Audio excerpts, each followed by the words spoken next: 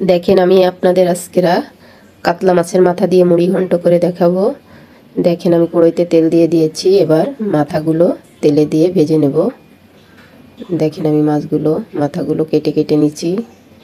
বড় একটা মাথা, এই জন্য আমি কেটে কেটে ছোট ছোট করে নিছি। এখন আমি মাথাগুলোকে ভাজতেছি। দেখেন আমারও এক পাশ ভাজা হয়ে গেছে, আমি উল্টায় দিচ্ছি। যে আমি উল্টায় দিচ্ছি, আমার ভাজা হয়ে গেছে।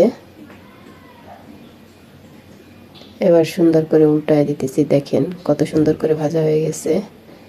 মাথা তো এই জন্য তেল একটু বেশি দিছি, তেল একটু বেশি না দিলে ভাজা হতো না ভালোভাবে, এই জন্য একটু তেল বেশি দিছি। আমি ওই তেলের ভিতরই মশলা দিয়ে রান্না করে ফেলবো। এখন আমার মাথাটা ভাজা হয়ে গেছে। দেখেন এখন আমি একে একে উঠায় ফেলতেছি। এই যে আমি মাছগুলোকে এখন একে একে উঠায় ফেলতেছি। উঠানো হয়ে যাচ্ছে। দেখেন মাছগুলোকে উঠায় নিতে হবে। দেখেন আমি মাছগুলো উঠায় নিচ্ছি।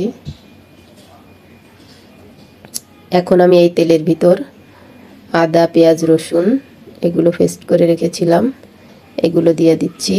জিরা, গোলমরিচ সব একসাথে পেস্ট করেছি। এখন আমি এই যে মরিচের গুঁড়া দিয়ে দিচ্ছি, লবণ দিয়ে দিচ্ছি। এখন আমি হলুদ দিয়ে দিব। দেখেন সব কিছু দিয়ে নেড়ে চেড়ে সুন্দর করে কষাতে হবে। কষানো হয়ে গেছে। এখন আমি মুগের ডালটা দিয়ে দিচ্ছি। মুগের ডালটা আমি ভেজে আগে থেকে ধুয়ে ভিজিয়ে রাখিছিলাম। এখন আমি সুন্দর করে নেড়ে চেড়ে কষাবো মুগের ডালটা। দেখেন আমি নেড়ে চেড়ে দিচ্ছি। এখন আমি একটু পানি দিয়ে দিয়েছি। দেখেন এই পানিটা আমি পুরোটা টানায় ফেলবো।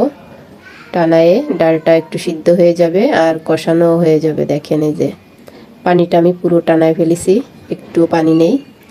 এখন আমি নারকেলের দুধটা দিয়ে দেব। দেখেন আমি নারকেলের দুধটা দিয়ে দিচ্ছি।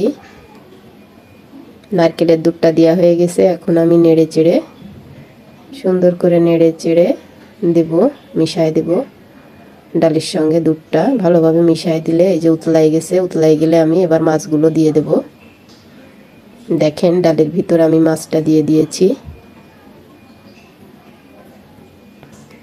এখন আমি গরম মশলার গুঁড়োটা দিয়ে দিচ্ছি, দিয়ে এবার আমি নেড়ে চেড়ে দেব। দেখেন আমি নাড়ায় চাড়ায় মশলাটা মিশায় দিতে হবে। আমি নাড়ায় চাড়ায় মশলাটা মিশায় দিচ্ছি মাছের সঙ্গে, ডালের সঙ্গে।